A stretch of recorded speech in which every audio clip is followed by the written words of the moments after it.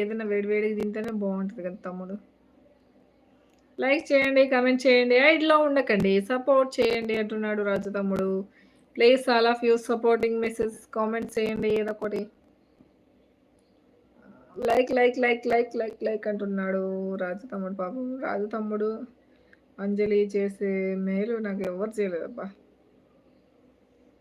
ఇంత సపోర్ట్ ఇన్ని రోజుల లైఫ్‌లలో వీళ్ళిద్దరు చేసినంత సపోర్ట్ నాకెవ్వరు చేయలేదు కూడా.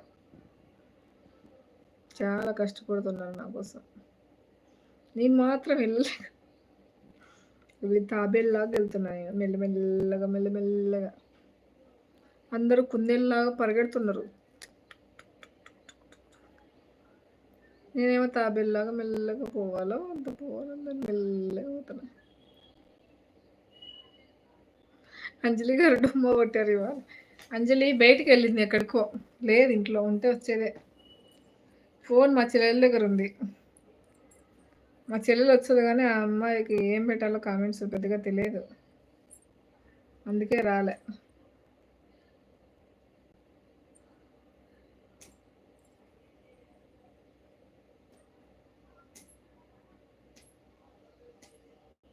లేకపోతే అంజలి లైవ్ ఖచ్చితంగా వస్తుంది. నమ్మకం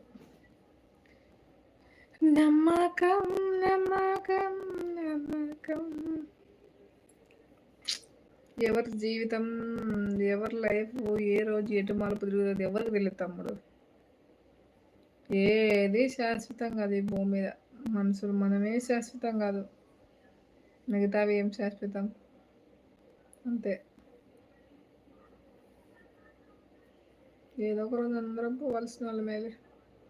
ఏదో ఒక రోజు తప్పదు, ఫిక్స్ అయిపోవాలంతే మనం. కానీ కష్టాలు తట్టుకోవడం ఒక్కోసారి చాలా కష్టంగా అనిపిస్తుంది. ఏం చేద్దాం. సృష్టికర్త ఒక బ్రహ్మ, తనను సృష్టించినది ఒక అమ్మ. సృష్టికర్త ఒక బ్రహ్మ, తనను సృష్టించినది ఒక అమ్మ అని ఆ బ్రహ్మ రాసిన రాతను ఎవరు మార్చలేరు.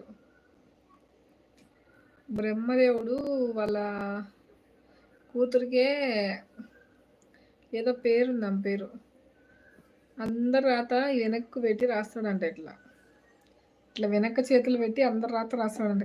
కళ్ళతో చూడుకోకుండా చేతికి ఏది వచ్చేది ఎవరి రాత ప్రకారం.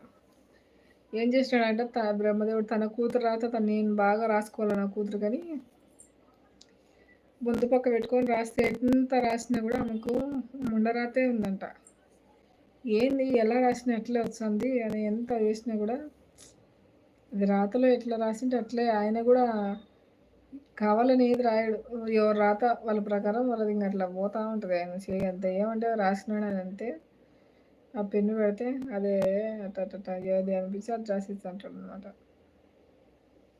బ్రహ్మ కూతురు చేతి రాతనే మార్చలేకపోయినాడు ఆయన. ఆయన చేతిలో కూడా ఏం లేదు చూడు. తన కూతురు రాత తననే మార్చుకోలేడు. మనమే ఆఫ్టర్ ఆల్ మనం ఎంత తమ్ముడు, మనం ఎంత, మన జీవితం ఎంత. మనకన్నా ఎంతో మంది కష్టాలు పడి తిననీకి లేక అగసాట్లు పడి చాలా మంది ఉన్నారు అట్లా పోల్చుకుంటే. ఇప్పటి కూడా చేసుకోవాలా, తెచ్చుకోవాలా, తినాలా అనే వాళ్ళు చాలా మంది ఉన్నారు ఇప్పట్లో కూడా. ఇంట్లో బయట చేయాలా, ఇంట్లో తెచ్చి తినాలా. అట్లా మనం ఏమైనా చేయాలి అన్నా రాసిన రాతనే అక్కదా. అవును, ఆ రాత ఎట్టుంటే అటు ఆటోమేటిక్గా సమయానికి అట్లా బుద్ధి పుడుతుంది అన్నమాట. ఒకరోజు అయితే చెప్తా చూడు స్టోరీ.